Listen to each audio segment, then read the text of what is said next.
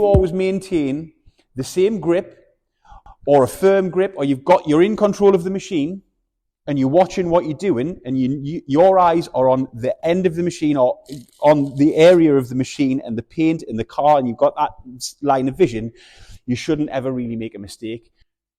General rule of thumb, regardless of whether you're heavy cutting, polishing, refining, whatever, is 4 pea-sized dots onto your panel, into your workable area, dot and dab, and all you're doing there is you're just spreading the compound around, but also you're actually priming the pad in more than one position. Down to speed 1, machine on, you get that feedback, but it's not going anywhere. I can control it with my right hand pretty much. At a higher speed, it's even easier. So I'll just spread that, you spread your polish around, right?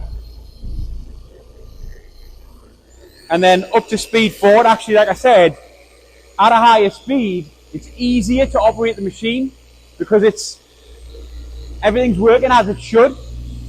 And then you can see there, I'm just going to give you an example. Can you see the head spinning, right? I'm going to put my weight distribution to one side. It kind of stops spinning. It oscillates, but it's not doing both. So the pad's going from that to that slightly angled. And you can see it just switches up a little bit. It'll stop. When you just let the machine go, it'll just spin freely. At that point, you grab it, and then you put that slight bit of pressure down.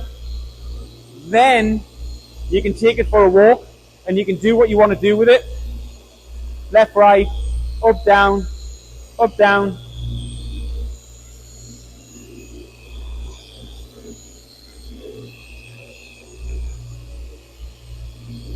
And then pull the trigger, let it stop, pull it off.